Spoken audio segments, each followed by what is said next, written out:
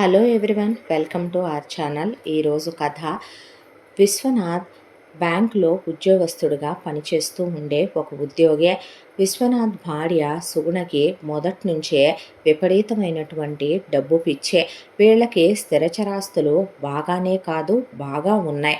ఉన్నా సరే సొంత ఇల్లు, కారు, పొలాలు, స్థలాలు, ఆస్తిపాస్తులు, బంగారాలు అన్నీ ఉన్నా సుగుణకి స్త్రీధనం బాగా ఇచ్చినా అత్తింటి తరఫు నుంచే విశ్వనాథ్కి తల్లిదండ్రులు ఇచ్చింది బోలెడంత ఉన్న సుగుణకు విపరీతమైన డబ్బు పిచ్చి. దాంతో విశ్వనాథ్నే విపరీతంగా లంచాలు తీసుకోమనే ఇంకా డబ్బులెత్తురా, ఇంకా డబ్బులెత్తురా, ఇంకా డబ్బులెత్తురా అనే విపరీతంగా విశ్వనాథ్ని లంచాలకు అలవాటు చేసేసిందే.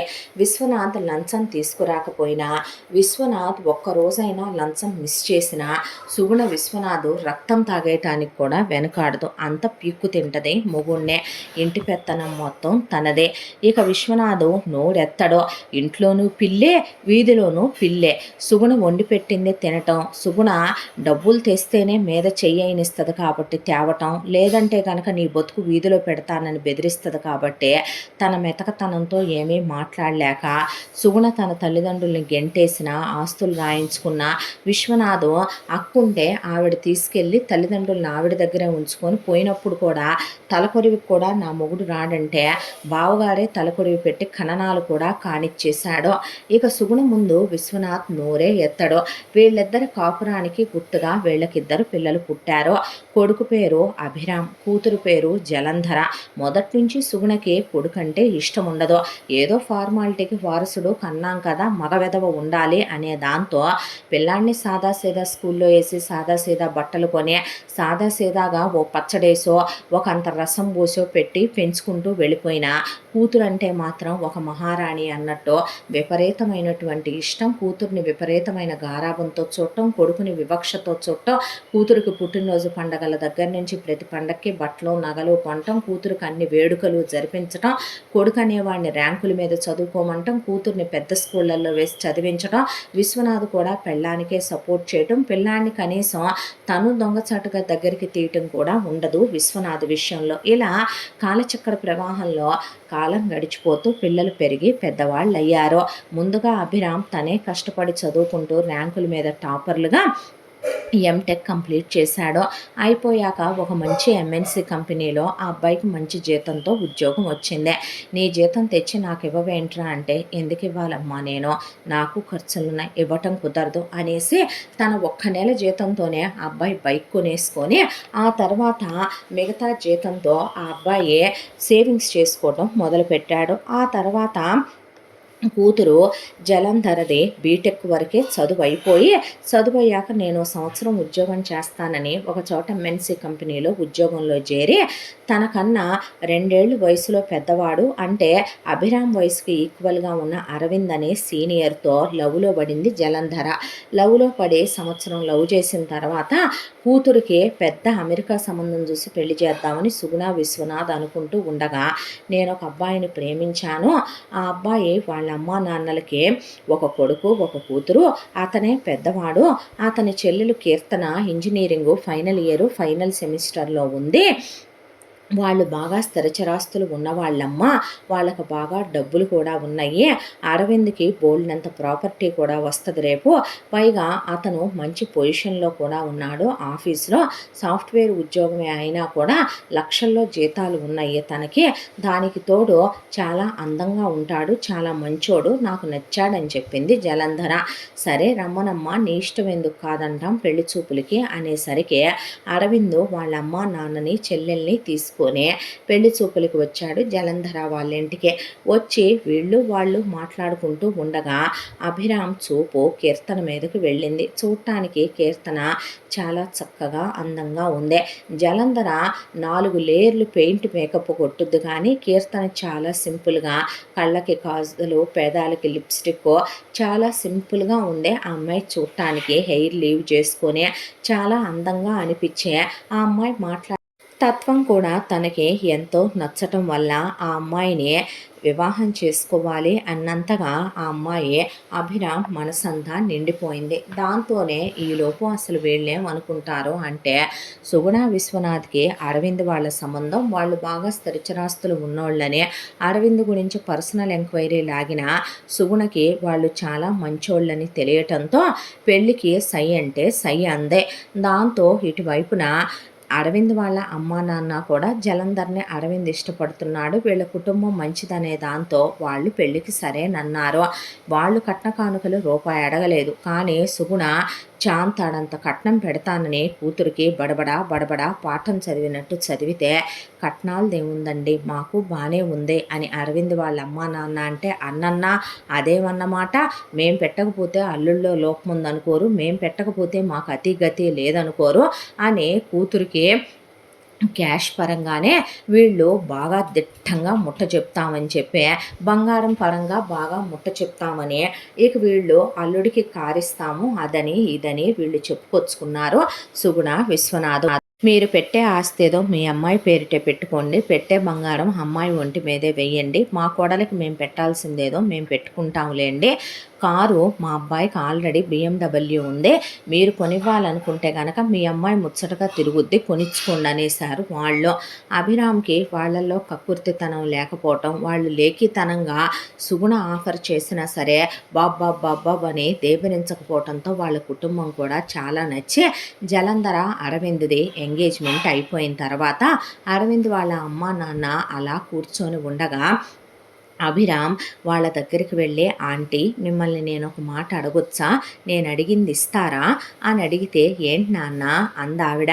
అనేసరికి నాకు మీ అమ్మాయి కీర్తన చాలా నచ్చింది, తన్ని ఇష్టపడుతున్నాను, తన్నిచ్చి పెళ్లి చేస్తారా, మా అమ్మ నాన్నలకి వెనకాల ఏదో ఉందని వాళ్ళు నాకు ఏదో పెడతారని, ఏదో మీ అబ్బాయి మా అమ్మాయిని చేసుకుంటున్నాడని, కుండ మార్పిడి పెళ్ళిళ్ళని వీటన్నిటి గురించి నేను అసలు మాట్లాడటం లేదు ఎత్తట్లేదు, మా చెల్లెలకి అరవింద్కి ఎంగేజ్మెంట్ అయిందని కూడా నేను మాట్లాడటం లేదు, అది వాళ్ళ పర్సనల్ విషయం, మీరు నన్నుగా చూసి మీ అమ్మాయిని నాకిచ్చి నా మీద నమ్మకంతో పెళ్లి జరిపిస్తారా, గుండెల్లో పెట్టుకొని చూసుకుంటాను అన్నాక వాళ్ళకొక క్షణం ఏం మాట్లాడాలో అర్థం కాలేదు.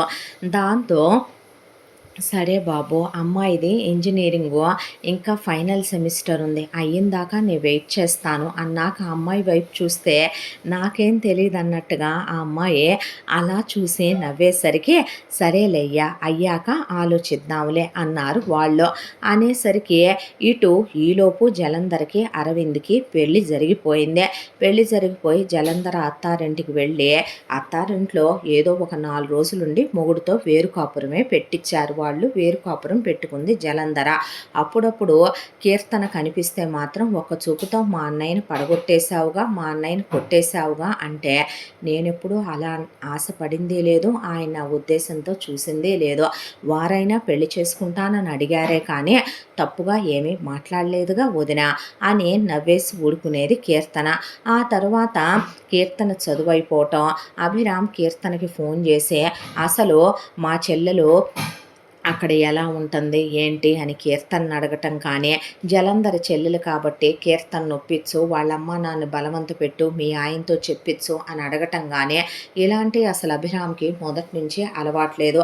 సిఫారసులతో చాలా జీవితాలు బాగుపడవనేది ఆ అబ్బాయి నమ్మకం. దాంతోనే ఆ అబ్బాయి బయట అమ్మాయిని ఎలా ఇష్టపడి ఎలా మాట్లాడతాడో అలాగే కీర్తనకి ఫోన్ చేసి ఎలా చదువుతున్నావు ఏంటి చదువు ఎలా సాగుతుంది అని ఆ అమ్మాయితో మాట్లాడుతూ నాతో మాట్లాడొచ్చుగా, నాతో కూడా మాట్లాడకూడదా, నేను నచ్చలేదా అంటే అలాంటిదేమీ లేదు అని కీర్తన అంటే ఆ మాటకి నువ్వంటే నాకు చాలా ఇష్టం, నేను చాలా బాగా చూసుకుంటానురా అంటే ఆ అమ్మాయి నవ్వేసేది. నవ్వుతావేంటే బంగారం అని అడిగితే ఏమీ లేదు అని చెప్తే ఏమనుకుంటున్నారు నా గురించి ఇంట్లో అని మాత్రం అడిగేవాడు.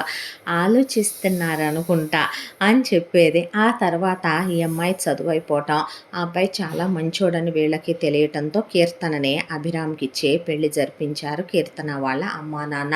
పెళ్లిలో ఆ అమ్మాయికి బాగా నగలు పెట్టారు.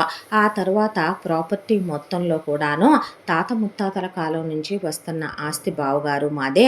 అందులో 70% మా అరవింద్‌కి, 30% మా కీర్తనకి ప్రాపర్టీల పరంగా ఉన్నాయి. ఆ ప్రాపర్టీ అమ్మాయికి 10 సీఆర్ దాకా ఉంటది. అది తర్వాత ఒక మంచి రోజు చూసి రాసిచ్చి రిజిస్ట్రేషన్ చేస్తాం అని చెప్పారు కీర్తన వాళ్ళ అమ్మ, నాన్న. ఎక్కడికి పోద్దే ఆస్తి అని వీళ్ళు అనుకున్నారు. ఆ తర్వాత కీర్తన అభిరామ్‌తో హ్యాపీగా కాపురం చేసుకుంటూ, చిన్నపిల్ల కదా ఆ అమ్మాయి తనకన్నా అనే దాంతో తనంటే పీజీ అయిపోయి ఆల్రెడీ తందే 1 ఇయర్ కూడా అయిపోయి సెకండ్ ఇయర్ కూడా వచ్చింది. ఆ అమ్మాయిది అప్పుడేగా ఇంజనీరింగ్ అయింది. నేను జాబ్‌కి వస్తాను అంటే పెళ్ళయింది ఇప్పుడేగా బంగారం, కొన్నాళ్ళాగి వద్దుగానిలే అని వెంటనే మనకి పిల్లలొద్దని ఆ అబ్బాయే పిల్లలు లేకుండా వాడటం కూడా మొదలుపెట్టాడు. ఆ అమ్మాయిని చాలా హ్యాపీగా గుండెల్లో పెట్టుకొని కాలు కింద పెట్టనివ్వకుండా అపురూపంగా చూసుకునేవాడు అభిరామ్. ఆ తర్వాత కొంతకాలం చాలా సంతోషంగా వీళ్ళ కాపురాలు సాగిపోయాక ఒక రోజున కీర్తన వాళ్ళ అమ్మా నాన్న ఏదో దూరపు బంధువుల్ని కలిసి రావాలని వెళ్ళొస్తూ ఒక యాక్సిడెంట్లో ఇద్దరు ఒకేసారి చనిపోయారు. చనిపోయేసరికి అక్కడ అరవింద్ బాగా డల్ అయిపోయాడు. అభిరామే అరవింద్కి ధైర్యం చెప్పి డల్ అవ్వద్దు, ఇలాంటి సిచ్యువేషన్స్లోనే స్ట్రాంగ్గా ఉండాలి. అమ్మా నాన్నలు ఒకేసారి పోయారంటే ఒకటి పుణ్య దంపతులు అనుకోవాలి, రెండో విషయం వాళ్ళు మళ్ళీ తిరిగి నీకే పాపగా బాబుగా పుడతారు, బాధపడద్దు అరవింద్ అనే ధైర్యం చెప్పు వచ్చాడు. ఆ తర్వాత అరవింద్కి అప్పటిదాకా లేనిదే ఉద్యోగంలో ఇంకా పొజిషన్ పెరిగింది. పెళ్ళైన దగ్గర నుంచి జలంధర ఉద్యోగం మానేసి ఇంట్లోనే హౌస్ వైఫ్గా ఉంటోంది. ఈలోపు అరవింద్ ఎక్కువ క్యాంపులకి వెళ్ళేటటువంటి పోస్టింగ్ అయిపోయింది ఆ అబ్బాయిదే. దాంతో ఎక్కువ క్యాంపులకి వెళ్ళి రావటం జరుగుతోంది. ఎటు అమ్మా నాన్న లేరు. కొన్నాళ్ళు వాళ్ళ జ్ఞాపకాల నుంచి డైవర్ట్ అయినట్టు ఉంటుంది. చెల్లెలు కూడా వెళ్ళిపోయింది అత్తారింటికని. ఆ అబ్బాయి వేరే ఊళ్ళల్లో ఎక్కువగా ఆ అబ్బాయికి నెల 2 నెలల్లో అలా వెళ్ళి రావాల్సినటువంటి క్యాంపులు ఎక్కువగా పడేటటువంటి సెక్టార్ వేశారు ఆఫీసులో. దాంతో అరవింద్ ఎక్కువగా ఇంట్లో ఉండట్లేదు. ఇటువైపున కీర్తనకి తనే అమ్మాయి, నాన్నయ్య, ఫ్రెండ్ అయి అన్నీ అయి ఆ అమ్మాయిని గుండెల మీద పడుకోబెట్టుకొని దగ్గరికి తీసుకొని బయటికి తీసుకెళ్ళి వాళ్ళ అమ్మ నాన్న చనిపోయిన బాధలో నుంచే ఆ అమ్మాయిని బయటికి తెచ్చుకున్నాడు అభిరామ్. నేనున్నాను నీకని, నేనుంటాను నీకని, నువ్వు నా ప్రాణమని, నిన్ను నా గుండెల్లో పెట్టుకొని చూసుకుంటానని చిన్నపిల్లల ముద్దు చేస్తూ ఆ అమ్మాయిని మెల్లమెల్లగా వాళ్ళ అమ్మ నాన్న పోయిన జ్ఞాపకాల్లోంచి బయటికి తెచ్చి మీ అన్నయ్యకి మీ అమ్మగారిలో నాన్నగారిలో ఒకళ్ళు, మనకి ఒకళ్ళు పుట్టేస్తారులే అని ఆ అమ్మాయికి ధైర్యం చెప్పి దగ్గరికి తీసుకునేవాడు. ఇలా ఉండగా సుగుణ విశ్వనాథ్ని అత్యాశతో లంచాలు తీసుకో అంటం వల్ల ఒక పెద్ద స్కామ్లో ఇరుక్కున్నాడు విశ్వనాథ్. ఆ స్కామ్లో ఇరుక్కొని వాళ్ళు రచ్చరచ్చ చేసి మీడియాలకు ఎక్కేపాటికి విశ్వనాథ్ ఉద్యోగం పోయి విశ్వనాథ్ని తీసుకెళ్లి జైల్లో పడేసి ఇన్కమ్ ట్యాక్స్ వాళ్ళందరూ వచ్చి పడటం, ఆ బ్యాంకులో వాళ్ళంతా ఇతను ఇప్పటి వరకు చేసిన అవినీతి కార్యకలాపాలన్నీ బయటికి రావటంతో ఇతనికి పిఎఫ్లతో సహా వచ్చే అమౌంట్లు మొత్తం రద్దు చేసేసి దాంతోపాటు తీసుకున్న లంచాలన్నీ వెనక్కి కట్టేయాల్సి వచ్చింది. దాంతో నిలవ నీడ లేకుండా వీధిలో నుంచున్నారు.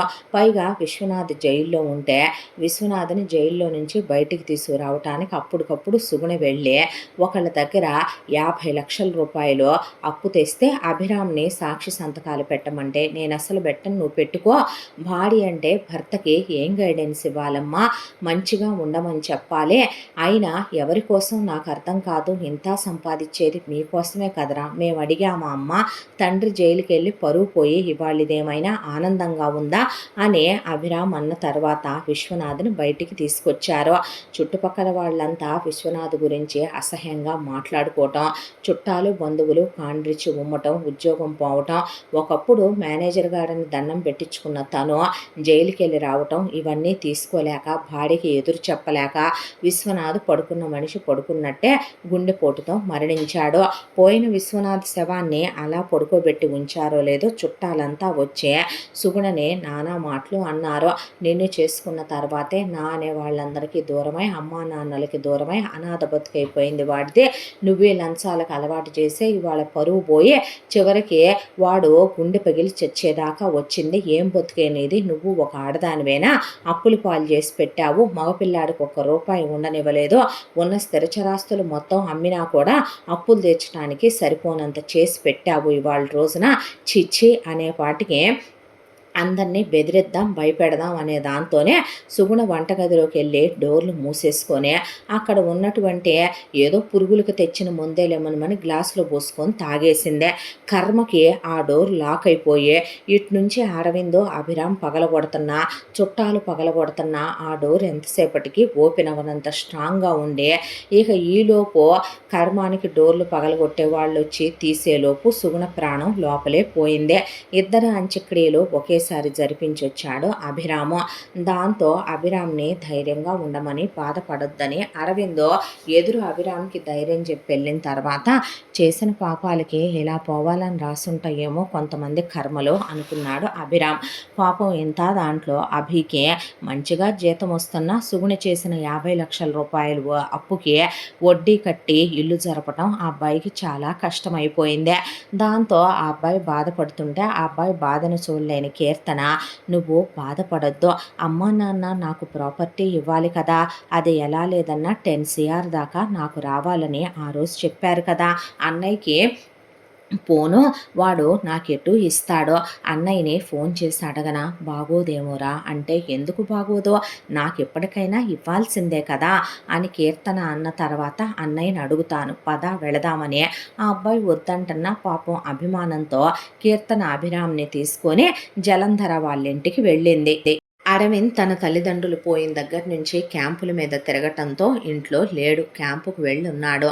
ఏంటి ఇలా వచ్చారు అని అడిగింది జలంధర కీర్తన అభిరాముల్ని చూసి. ఏం లేదు వదిన, అన్నయ్యని నా ప్రాపర్టీ రావాలి కదా, అదే నా వాటా నేను ఇమ్మనమని అడుగుదామని. ఒకవేళ అన్నయ్యకి మొత్తం ఇప్పుడే ఇవ్వటం కష్టం అనిపిస్తే మామయ్య గారిని జైల్లో నుంచి తీసుకురావటానికి 50 లక్షలు అత్తయ్య అప్పు చేశారు చనిపోబోయే ముందు.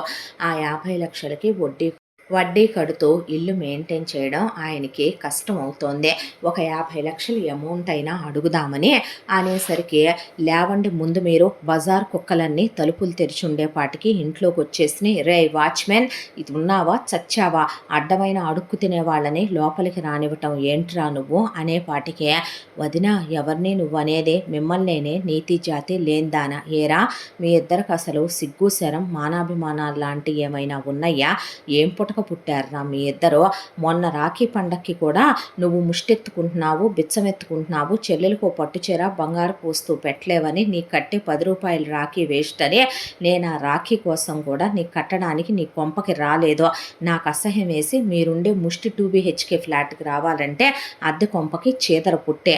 అయినా ఎవడాస్తి ఎవడికి పెట్టాలి, ఎవడు పెడతామని చెప్పారు నీకు, మేమేమైనా చెప్పామా, మీ అమ్మా నాన్న నీకేమైనా రాసిపోయారా, అవే తాత ముత్తాతల కాలం నుంచి వస్తున్నాయి అరవింద్ డబ్బులు, అరవింద్ ఆస్తి అవుతే, నీ ఆస్తి ఎలా అవుతే, సిగ్గు శరం ఉంటే అడుక్కు తినటానికి, ఇలా కొంపలెమట పడి తినటానికి చీము నెత్తురు సిగ్గు రోషం వీడికి లేవనుకో, నీకు లేవా? ఇంకొకసారి ఇంటి ఛాయలకి వచ్చినా మీ అన్నయ్యకి నేను అన్నవాటి గురించే నువ్వు ఫోన్లు చేసి చెప్పుకొని ఏడిసినా, నువ్వు మీ అన్నయ్య దగ్గర నుంచి డబ్బులు తీసుకున్నా, మీ అమ్మ చచ్చిందే నిన్ను మీ నాన్నకు కన్నట్టే, ఊళ్ళో ఉన్న ప్రతి మగాడికి నిన్ను కన్నట్టే అని చెప్పి ఆ అమ్మాయి జుట్టు పట్టుకొని బయటికి గెంటుతుంటే, వదలవే అన్నాడు అభిరామ్. అనేసరికి నిన్ను కూడా గెంటాల్సి వస్తుంది ఈడియట్ అని ఆ అమ్మాయిని ఈడ్చుకెళ్ళి జుట్టు పట్టుకొని గెంటేసేసరికి ఏడ్చుకుంటూ రోడ్డు మీద పడిపోయింది కీర్తన. అవాక్కైపోయి అలా నిలబడిపోయాడు అభిరామ్. ఆ తర్వాత ఇంటికి వచ్చిన తర్వాత తల పట్టుకొని అలా కూర్చున్నాడు. ఒక్క క్షణం అబ్బాయికి అసలు జరిగిందంతా కళ నిజమా, తన తోబుట్టు మాట్లాడినవన్నీ నిజమా అబద్ధమా అనేది అర్థం కాలేదు. దాంతో అభిరామ్కి ఏం చేయాలో అర్థం కాకపోతే ముందు కీర్తన దగ్గరికి తీసుకొని ఓదార్చి భోజనం పెట్టి ట్యాబ్లెట్ వేసి అమ్మాయిని పడుకోబెట్టాడు. అప్పుల వాళ్ళ దగ్గరికి డైరెక్ట్గా వెళ్ళే, మీరు మా అమ్మని నమ్మి అప్పు ₹50 లక్షలు ఇచ్చుకున్నారు, మీకు నేను నేను సంతకం పెట్టలా, నేను సాక్షిని కాదు, ఆ అప్పుతో నాకు ఎలాంటి సంబంధము లేదు అంటే మీరు నన్ను ఏమీ చేయగలిగింది లేదు. నేను మీరిచ్చిన 50 లక్షల రూపాయలకి 5 రూపాయలు వడ్డీ చొప్పున వడ్డీలు కట్టడం నా వల్ల రూపాయి కట్టడం కూడా కాదు. అసలు కట్టాలి అంటే కనుక మీరు నాకు టైం ఇవ్వాలి. నాకు కొంత టైం ఇస్తే నేనే మెల్లగా కొంత జమ వేస్తా, కడతాను. లేదు కాదు కూడదు అంటే మీ ఇష్టం. చచ్చినోడి పెళ్ళికి వచ్చిందే కట్నమంటారా, అసలన్నా దక్కుద్ది. లేదు అంటే మీరు నన్ను చేయగలిగింది ఏమీ లేదు అనేసరికి, లేదులే బాబు నీ ఇష్టం వచ్చినట్టు నువ్వు చేయయ్యా, అలాగే ఇద్దుగానిలే అన్నారు వాళ్ళు. వాళ్ళు బాగా బలిసి ఉన్నవాళ్ళు. 5 రూపాయల దగ్గర మొదలుపెట్టి 50 రూపాయలు వడ్డీలకి తిప్పుతూ ఉంటారు కాల్మనీల దాకా వాళ్ళు. దాంతో అభితో గొళ్ళెం పెట్టుకుంటే ఆ 50 రావనే దాంతో వాళ్ళ దగ్గర ప్రూఫ్‌లు గూడా ఏం లేవని వాళ్ళు టైం ఇచ్చి పంపించారు. ఇంటికి వచ్చిన తర్వాత అభిరామ్‌కి బ్రెయిన్ పనిచేయలా. కీర్తన తన నగలు తీసుకొచ్చి అక్కడ పెట్టి, ఇవి అమ్మితే ఎలా లేదన్నా కూడా మనకు 70 లక్షల దాకా వస్తాయి. అమ్మేసేయ్ అభి, అమ్మేసి ఒక 50 లక్షలు అప్పు కట్టేసి ఒక 20 లక్షలు పెట్టి మనం ఏదైనా చిన్న ఇల్లు ఒకటి కొనుక్కొని అద్దింట్లో అద్దన్నా తప్పుద్ది, వెళ్ళిపోదామా, నేను కూడా జాబ్‌కొస్తాను, 4 రూపాయలు మెదులుతాయి అని చెప్పి అమ్మా నాన్న ఇచ్చిన కారుందిగా, ఆ కారు అమ్మేసి ఒక చిన్న బైక్ కొనుక్కొని మిగతా డబ్బులతో ఇల్లు ఫర్నిషింగ్ చేయించుకుందామా అని చెప్తుంటే ఆ అబ్బాయికి నవ్వొచ్చే, దాంతోపాటు దుఃఖం కూడా వచ్చిందే. ముందు ఆ అమ్మాయి ఆ అబ్బాయిని దెప్పి పొడవనందుకో, నీ అమ్మా బాబులు పాపాలు చేశారు కాబట్టి మనకి కర్మ పట్టింది అని ఇంకొకళ్ళైతే నానా మాటలు అంటారు. కానీ తన భార్య ఇప్పుడు కూడా ప్లాన్ చెప్తుందని ఆ అబ్బాయికి ఆనందం అనిపించి అమ్మాయిని దగ్గరికి తీసుకొని నుదురు మీద ముద్దు పెట్టుకొని భోజనం పెట్టి ఒళ్ళో పడుకోబెట్టుకున్నాడు. అలా తల వెనక్కి ఆనిచ్చి కూర్చుంటే ఎప్పుడో అనుకున్న మాట, బిజినెస్ స్టార్ట్ చేయాలి అని. తనతో పాటు 2 ఫ్రెండ్స్ కూడా పెట్టుబడి కూడా రెడీగా పెట్టుకున్నారు. వాళ్ళిద్దరు ఫ్రెండ్స్ తనదే పెట్టుబడి కోసమనే తను చూస్తున్నాడు. కొత్తగా పెళ్ళయిందిలే, భార్య చిన్నపిల్ల, కొన్నాళ్ళు ఆగితే కాస్త తను ఇంటికి లేటుగా వచ్చినా తను రాకపోయినా ఉండగలుగుద్దే, అప్పుడు పెట్టుకుందాం అనుకున్నాడు. కానీ ఇప్పుడు పెట్టక తప్పదని అర్థమైందే. దాంతోనే అభి ఆ నగలెత్తుకెళ్ళి అమ్మేసి ఏదైతే అదైందే. కలిసొచ్చిందా, జీవితంలో గెలుస్తాం, ఓడిపోయామా, భగవంతుడు ఇంతటితో మన రాత ఇలాగే ఉంచాడని సేమ్ ఎంఎన్సీ కంపెనీలో ఉద్యోగం ఎత్తుక్కొని ఆ తర్వాత ఏ అబ్రాడో వెళ్ళిపోయే అక్కడ కష్టపడి ఆ 50 లక్షలు అప్పు తీర్చి భార్యతో సహా సెటిల్ అయిపోదాం అని ఫిక్స్ అయిపోయే అవి తీసుకెళ్ళి ఆ నగలు పెట్టుబడిగా పెట్టి వ్యాపారం పెట్టాడు. మొదటి సంవత్సరం అంతా కూడా వ్యాపారంలో అస్సలు వీళ్ళకి లాభాలు కనపడలేదు. వ్యాపారం డెవలప్ చేసుకోవటానికే టైం పట్టిన ఆ సంవత్సరం కీర్తన ఉద్యోగంలో చేరి ఆ అమ్మాయి ఇల్లు జరిపింది, ఖర్చులన్నీ చూసుకుంది. 2వ సంవత్సరం నుంచి లాభాలు రావటం మొదలైనాయి. ఆ తర్వాత 2 ఏళ్లకి అభి వెనక్కి తిరిగి చూసుకోనంత సంపాదించే ఇక ఎలైట్ ప్రాపర్టీలో ఒక మంచి విల్లా కొన్నాడు, కారు కొన్నాడు, బ్యాంక్ బ్యాలెన్స్లు వచ్చినాయి. కీర్తనతో జాబ్ మానిపించాడు. ఫ్రెండ్స్ కూడా అప్పటి వరకు వాళ్ళ ఫ్రెండ్స్ అయినా సరే పెళ్ళాలతో గొడవలు పడి, చేతగాని వెదవల్లారా, సమర్థత లేదు, మీకు నష్టాలు వస్తున్నాయి అనే గొడవలు పడి నానా మాటలు అనుకున్నారు. కానీ కీర్తన అభికి చాలా సపోర్ట్ చేసి చాలా అన్యోన్యంగా ఉన్నారు వీళ్ళ భార్యాభర్తలు. ఆ తర్వాత ఎంతకాలంగా అసలు అరవిందో కీర్తనని కలవడానికి రాలేదు. కానీ జలంధర ఫోన్లో ఫ్రెండ్తో మాట్లాడుతూ ఉండగా ఇలా కీర్తన వాళ్ళు వచ్చారు, నేను అవమానించి పంపానని జలంధర చెంపలు పగలగొట్టి 10 కోట్ల రూపాయలు చెక్కు తీసుకొని చెల్లెల దగ్గరకు వచ్చి ఇవ్వబోతే, వద్దు అరవింద్ ఏమీ అనుకోకో, ఇది తనది, అమ్మా నాన్న తనకివ్వాలనుకుందభి, ఎందుకు వద్దంటున్నావు, మాకు కష్టపడి బ్రతకడం అలవాటైపోయింది, ఏదో పరాయి వాడిని అన్నట్టు మాట్లాడుతున్నావే నన్ను అనేసరికి, నీ చెల్లెల్ని నువ్వు చూసుకోవాలనుకుంటే కీర్తనకి అన్నయ్యగా, నా భార్యకి అన్నగా నా ఇంటికి నువ్వెప్పుడైనా రావచ్చు, నీ చెల్లెల్ని నువ్వెప్పుడైనా చూసుకోవచ్చు, నా చెల్లెలు భర్తగా మాత్రం వద్దు, అది నా దృష్టిలో చచ్చి చాలా కాలమైందే, మా అమ్మా నాన్నలతో పాటే అది పోయిందే, నేను ఇప్పుడు కష్టపడి బ్రతికి సంపాదించుకొని మేము బాగానే ఉన్నాం, నువ్వే టెన్షన్ పడకు మా గురించి, ఆ డబ్బులు మాత్రం ఇచ్చి మమ్మల్ని ఇబ్బంది పెట్టకంటే ఆయన వద్దన్నాడుగా అన్నయ్య, వద్దులే ఉండనివ్వు అనే కీర్తన కూడా తీసుకోలేదు. ఆ తర్వాత హ్యాపీగా వీళ్ళ లైఫ్ సాగిపోతూ అభి అంచెలంచెలుగా ఎదుగుతూ కోట్లకి పడగెత్తాడు. ఆ తర్వాత ఇప్పటికే అభికి, కీర్తనకి పెళ్ళయి కూడా 7 సంవత్సరాలు అయిపోయింది. ఈ 7 ఏళ్లుగా ప్లానింగ్ అని వాళ్ళు పిల్లల్ని కూడా కనలేదు. ఒక రోజున జలంధర్ బ్యాగ్ తీసుకొని వచ్చింది అభి వాళ్ళ ఇంటికి. వచ్చి బ్యాగ్ అక్కడ పడేసి అలా నట్టింట్లో కూర్చొని బోరుమని ఏడుస్తుంటే ఈ దరిద్రం ఏంటని, ఏంటి ఇలా వచ్చావు అని అడిగాడు అభే. అన్నయ్య, నీకు ఏమని చెప్పను, ఎన్నని చెప్పను, ఎలా చెప్పనో, అరవింద్ నాకెంత అన్యాయం చేశాడో తెలుసా. అరవింద్ ఒకదాంతో దేంతోనో ఎఫ్ఐఆర్ పెట్టుకున్నాడు. ఆ పెట్టుకుందే ఒకదాంతో ఎఫ్ఐఆర్ అని నాకు తెలుసు. దాని పేరు తెలీదు, దాని ఊరు తెలీదు. దాన్ని పెళ్లి కూడా చేసేసుకున్నాడంట. దానికి ఒక కిడ్డు కూడా ఉందంట. దాన్ని ఒక చోట పెట్టి మెయింటైన్ చేస్తున్నాడు. అది ఎక్కడో కూడా తెలియదు నాకు మాత్రం పిల్లలు పుట్టట్లేదు. డాక్టర్ల చుట్టూ తిరిగాను. ఐయుఐ దగ్గర నుంచి ఐవీఎఫ్ల దాకా మొత్తం ట్రై చేశాను. ఎక్కడా నాకు గర్భసంచిలో పిల్లలు కలిగే అవకాశమే లేదని తేల్చి చెప్పేశారు. అరవింద్ నన్ను ముట్టుకోవటం మానేశాడు. నా ఒంటి మీద చెయ్యటం మానేశాడు. నా చేతిలో రూపాయి ఉండట్లేదు. నెలకి 50,000 నాకు మెయింటెనెన్స్కి, ఖర్చులకి నా ముఖాన పడేసి వెళుతున్నాడు. వచ్చిన పడగదిలో కూడా రావట్లేదు. హాల్లో సోఫాలో పడుకుంటున్నాడు. ఫోన్ రాగానే డైరెక్ట్గా టెర్రస్ మీదకి వెళ్ళిపోయి మాట్లాడుకుంటున్నాడు తన రెండో భార్యతో. నాకు అన్యాయం చేశాడు, నువ్వు మాట్లాడదు కానీ రా అన్నయ్య అంటే, అమ్మా నాన్న నీకు అంత ప్రాపర్టీ పెట్టారుగా, ఏమైందే, అన్ని కోట్ల రూపాయల డబ్బులు ఇచ్చారు, అన్ని నగలు పెట్టారు, అంత సిల్వర్ ఇచ్చారుగా అన్నాడు అభిరామ్. ఆ మొత్తం నేను నీ మీద గెలవాలి అనే దాంతో, నేను డెవలప్ అవ్వాలనే దాంతో అరవింద్ వద్దు అని చెప్తున్నా వినకుండా బిజినెస్ స్టార్ట్ చేశాను. ఆ బిజినెస్ అంచెలంచెలుగా ఎదుగుద్దనుకుంటే నా ఫ్రెండ్స్ నన్ను మోసం చేసి మొత్తం డబ్బులు అన్నీ తీసుకొని ఉడాయించి పారిపోయారు. అప్పులన్నిటికీ నేనే సంతకం పెట్టేసరికి అప్పులోళ్ళు వచ్చి పడేసరికి ఉన్న గోల్డ్, డైమండ్ సెట్లు మొత్తం అమ్మేసి అప్పులన్నీ తీర్చాల్సి వచ్చింది. అక్కడి నుంచి అరవింద్కి నాకు మనస్పర్ధలు పెరిగిపోయి గొడవలు వచ్చినాయి. అరవింద్ పేరు మీద ఉన్న ఆస్తిలో నుంచి నా అప్పులు తీర్చమంటే అరవింద్ నాకేంటి సంబంధం అని రూపాయి కూడా నాకు దక్కనివ్వకుండా చేసేసాడు. రా అన్నయ్య, నువ్వు వచ్చి మాట్లాడదు కానీ, నువ్వు వచ్చి అసలు అరవింద్ వ్యవహారం ఏంటో తేలుద్దు కానీ, డివోర్స్ ఇమ్మనమంటే ఇచ్చేస్తానంటున్నాడు, లేదా పెళ్ళాంగా ఇంట్లో పడుండమంటున్నాడు. నా తరపున మాట్లాడే వాళ్ళు ఎవరు లేరని ఇష్టం వచ్చినట్టు ప్రవర్తిస్తున్నాడు అనేపాటికి ముందు నువ్వులే అన్నాడు అభి. అనేసరికి ఏమైందిరా అంటే, ముందు బయటికి నడువు ఇంట్లో నుంచి. ఎందుకు నడవాలి అంటే, ఎందుకు నడవు, ఆ రోజు నీకు డబ్బులు ఇవ్వలేదనేది మనసులో పెట్టుకొని మాట్లాడుకో. ఆబ్వియస్లీ నేను అదే మనసులో పెట్టుకొని మాట్లాడతాను.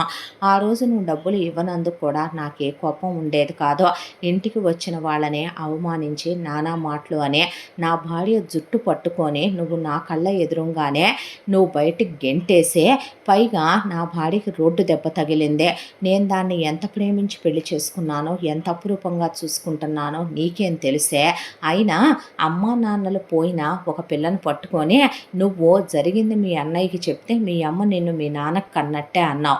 అదే మాట తిప్పి కీర్తన నిన్ను అడగొచ్చుగా, నిన్ను మనమ్మ మన నాన్నకే కందా అని. అప్పుడు తలకాయ ఎక్కడ పెట్టుకుంటావే. నీలాంటి దుష్టబుద్ధి ఉన్నదానికి, స్వార్థ బుద్ధి ఉన్నదానికి దేవుడు పిల్లల్ని కనే అర్హత లేదని, కన్నా వాళ్ళు నీలాగే లోకకంటకులు, దుష్టులు అవుతారు అనే దాంతోనే దేవుడు నీ కడుపు పండించకుండా నిన్ను గొడ్రాలించేసి మంచి పనే చేశాడు. హద్దులు విడిచిన ఆడదానివి నువ్వు. చిన్నప్పటి నుంచి స్వార్థంతో అమ్మా నాన్న నిన్ను నెత్తిన పెట్టుకొని పెంచి నన్ను వివక్షతోనే చూశారు. రేపొద్దున పరిస్థితులు ఎక్కడ ఏమవుతాయో అనేది ఆలోచించే నా పేరు మీద రూపాయి ఆస్తి పెట్టలేదు కానీ నీకు దిట్టంగా పెట్టి పంపించారో. నీకు ముట్ట చెప్పింది వాళ్ళు 25 CR దాకా గోల్డ్ కానీ, ప్రాపర్టీ కానీ, అమౌంట్లు కానీ మొత్తం పోగొట్టుకున్నావంటే, దేవుళ్ళ లాంటి మొగుడితో పగబెట్టుకున్నావంటే, నువ్వు అతని మనసుని నిన్ను ప్రేమించి పెళ్లి చేసుకున్న మగాడినే అర్థం చేసుకోలేక అసహ్యం వేసేంత దిగజారిపోయావంటే నీ ప్రవర్తన ఎలా ఉంది అనేదే తెలుస్తూనే ఉందే. ఏమని మాట్లాడమంటావు వచ్చి? నా చెల్లెల్ని నువ్వు వదిలేయబాకు అనాలంటే నా చెల్లెలు మంచిదని చెప్పాలి. నువ్వు మంచిదానివా? నా చెల్లెలు గొప్పదని చెప్పాలి. దేవత లాంటిదనాలి. నీకు విలువిచ్చుద్దనాలి. నిన్ను భర్తగా గౌరవించుద్దనాలి. అసలు పెళ్ళవ్వంగానే నిన్ను ఉద్యోగం ఎవరే బావ మానేమన్నాడని మానేశావా? నీ ఇష్ట ప్రకారం నువ్వు చేసుకుంటూ వెళ్ళినప్పుడు నా ఇంట్లో నుంచి నువ్వు బయటికి నడువనే మాట్లాడబోతుంటే కీర్తన నువ్వు ఇంకొక మాట మాట్లాడినా కూడా నేను ఊరుకోననే మెడపట్టుకొని ఆ రోజు కీర్తన్ని ఎలా గెంటేసిందో జలంధర అలాగే గెంటేశాడు అభిరామ్. వచ్చిన తర్వాత అదేంటి అలా పంపించేశావు? మరి పంపించక ఏం చేయను? వెళ్ళి మీ అన్నయ్యతో మాట్లాడమంటావా? ఏమని మాట్లాడనో? నా చెల్లెలు పతివ్రతనా? నా చెల్లెలు కులవతి శీలవతి గుణవతి. ఎందుకు నా చెల్లెల్ని కొట్టావు? నా చెల్లెలు సతీ సావిత్రి సతీ అనసూయ అరుంధతి అని చెప్పమంటావా? పుట్టింటి వాళ్ళకే విలువివ్వని ఆడదదే, మొగుడికి విలువివ్వని ఆడదదే. అలాంటి దాన్నే ఏమని వెనకేసుకురాను? పోనీ నా ఇంట్లో ఉంచుకొనే నా పరువు తీసుకొని నా కాపురం తీసుకోమంటావా? నేను నీకు కూడా ఇదే ఫస్ట్ అండ్ లాస్ట్ టైం చెప్తున్నాను కీర్తన. మీ అన్నయ్య ఇంకొక అమ్మాయిని పెళ్ళే చేసుకున్నాడో పిల్లల్నే కన్నాడో అది మీ అన్నయ్యకే సంబంధించిన పర్సనల్ విషయం. అతను ఎప్పుడైనా మన ఇంటికి వచ్చినా మన చూడటానికి వచ్చినా నువ్వు అతన్ని ఆ అమ్మాయి పేరెత్తి కానీ ఆ అమ్మాయి పిల్లల గురించి కానీ అతని పర్సనల్ విషయాల గురించి అడిగినా ఒకవేళ జలంధర్ విషయంలో నువ్వు ఇలా చేయొచ్చా నువ్వు అడిగితే అతను అది నా పర్సనల్ నీకు అనవసరం అన్నాడంటే మాత్రం నేను నిన్నస్సలు ఊరుకోను. నీ లిమిట్స్లో నువ్వు ఉండాలి. ఏ అన్న ఏ చెల్లెలు కాపురం పోవాలని కోరుకోడు. ఇలాంటి వాటిని ఎవ్వడో బాగు చేయలేడు. మీ అన్నయ్య ఎలాంటివాడో పర్సనల్గా నాకు తెలియదా? నీకు తెలియదా? ప్రేమించి పెళ్లి చేసుకున్నాడురా. ఎంత ప్రేమగా చూసుకునేవాడో మన కళ్ళతో మనమే చూసాం. అతని ప్రేమని అవహేళన చేసి ఇది బజార్లకు ఎక్కే వద్దు వ్యాపారాలు అన్నప్పుడు ఇది వ్యాపారం చేసిందనేది ఎంత నిజమో ఆ వ్యాపారంలో పడి దీనికి కొమ్ములొచ్చి అహంకారంతో అతన్ని కాలదన్నుకొని చులకని చేసే కుక్కల్లే కాళ్ళ దగ్గర పడుంటాడని నెగ్లెక్ట్ చేస్తూ పోయి అతనితో ఇది మీద చేయించుకోకుండా ఇది బయట బాయ్ బెస్టీలని అడ్డమైన మగాళ్లతో పబ్బులు క్లబ్బులు అని ఇది విచ్చలవిడిగా మహా అయితే బెడ్రూముల దాకా వెళ్ళలేదేమో కానీ ఇది చాలా చేసిందని నీకు తెలియదేమో కానీ నాకు బాగానే తెలుసు దేని గురించే. ఇప్పుడు నేనేమని మాట్లాడను? నాకు అనవసరం కదా, అది వాళ్ళ వైఫ్ అండ్ హస్బెండ్ విషయం కదా. అక్కడ దాకా వస్తే మా అమ్మ నాన్న ఎప్పుడు పోయారో అది ఎప్పుడే పోయిందే, నాకెందుకురా అనవసరమైన విషయాలు అనేసి వదిలేశాడు అభే. ఆ తర్వాత జలంధర్కి వేరే ఆప్షన్ లేకపోయిందే. అరవింద్కి విడాకులు ఇచ్చినా ఇప్పుడు ఆవిడ ఉద్యోగం చెయ్యదు కాబట్టే మొగుడు కాబట్టి అతనే పోషించాలి కాబట్టి నోరు మూసుకొని రావలసిందేనని ఇక్కడున్న ప్రాపర్టీలు అమ్మి తీసుకెళ్ళి అక్కడ సిటీ అవుట్కట్స్లో ఒక అపార్ట్మెంట్ చూసి ఆ అపార్ట్మెంట్లో జలంధరని పెట్టి మెయింటెనెన్స్కి బట్టలకి పనమ్మాయికి తిండికి అపార్ట్మెంట్ అద్దెకి కరెంటు బిల్లుకి అని ప్రతి నెల ఒక 50,000 చెక్ అక్కడ పడేస్తున్నాడు అరవింద్. అంతా దాంట్లో అరవింద్ ఎవరిని చేసుకున్నాడో ఆ చేసుకున్న అమ్మాయి పేరేంటో అరవింద్ అసలు ఆ విషయాల గురించి ఎక్కడ ఎప్పుడు ఎవరికీ చెప్పలేదు. జలంధర్కి అసలు బయటికి తెలియనివ్వను లేదు. ఆ తర్వాత సంవత్సరానికి ఒక 4 సార్లు మాత్రం తను ఈ ఊరు వచ్చినప్పుడల్లా కీర్తన అభిరామ్ని పలకరించి వెళుతుంటే అసలేమీ తెలియనట్టు అభి పిల్లలు ఎలా ఉన్నారు అరవింద్ అంటే బాగున్నారు, ఇదిగో ఇంతున్నారు, పాప స్కూల్కి వెళ్తోంది, బాబుని నెక్స్ట్ ఇయర్ జాయిన్ చేద్దాం అంటోంది తను. అంటే ఆ అమ్మాయి పేరేంటి, మీరు ఎక్కడుంటారు, ఇవన్నీ అసలు అభి అడిగేది లేదు. కీర్తన అడిగినా అభి ఊడుకునేవాడు కాదు. అసలు కీర్తన నోరెత్తి అడిగేది కాదు. కాబట్టి అసలు ఆ డిస్కషనే వాళ్ళ మధ్య వచ్చేది కాదు. ఆ తర్వాత కీర్తన ప్రెగ్నెంట్ అయి ఒక పాప బాబు ట్విన్స్ పుట్టారు. మేనమావగా వాళ్ళకి గొలుసు ఉంగరాలు ముడుగులు తీసుకొచ్చి వేసి ఈయన వద్దనకూడదు, ఇవి నేను మావయ్యగా ఇస్తున్నానని అరవింద్ ఇచ్చిన తర్వాత అభి ఉంచుకోకూడదు అనే దాంతో వెంటనే అరవింద్ వైఫ్కి ఒక బ్రదర్గా ఇస్తున్నాను అని ఒక నెక్లెస్ గాజులు అలాగే అరవింద్ పిల్లలకి బట్టలు చెరో చైను వాళ్ళ పుట్టినరోజులు ఎప్పుడో నాకు తెలియదని గిఫ్ట్ చేశాడు అరవింద్ హ్యాపీగా తీసుకెళ్ళి. ఇలా వీళ్ళు బాగానే ఉన్నారు. చేసిన పాపాలకి చేసిన అన్యాయాలకి పిల్లలు పుట్టక చివరికి వేరే మగాళ్లతో కందామన్నా కూడా పిల్లలు పుట్టే అవకాశం లేదని జలంధర్కి డాక్టర్ చెప్పడంతో తలకాయ కొట్టుకుంటూ ఇటు పుట్టిల్లు మెచ్చక అటు కట్టుకున్నవాడు మెచ్చక దేవుళ్ళు లాంటి అన్నా వదినల్ని బాధ పెట్టే కట్టుకున్నవాడు గుండెల్లో పెట్టుకొని చూసుకుంటే కాలు దన్నినందుకు కుక్క కన్నా హీనమైన బ్రతుకై పెళ్ళైపోయి చివరికి ఊరి చివర ఒక అపార్ట్మెంట్లో ఒక మూల గుడారంలో బ్రతుకుతున్నట్టు బతుకుతోంది జలంధర. ఇంత దాంట్లో అరవింద్ తన సెకండ్ వైఫ్తో పిల్లలతో హ్యాపీగా ఉన్నాడు. ఇటువైపున అభిరామ్ కీర్తనతో పిల్లలతో సంతోషంగా ఉన్నాడు. భర్తకి సపోర్ట్ చేసినందుకు, భర్తకి ఎప్పుడు ఆ అబ్బాయి చెయ్యి వదలకుండా ఉన్నందుకు కీర్తన హ్యాపీగా ఉంది.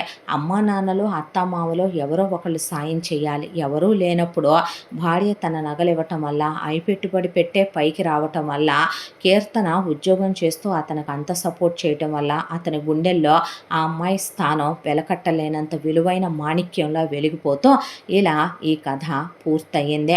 అహంకారం అలంకారం అనుకోకూడదు. ఆ అహంకారమే తిరగబడితే దేవుడు భూమి మీద మన్నుంచుతాడు. మన పేరు ఒకప్పుడు ఉండేది అన్నట్టుగా చరిత్రలో చాలా హీనంగా లిఖించేలా చేస్తాడు అనేదే ఈ కథలో మనం తెలుసుకోవాల్సిన నీతి.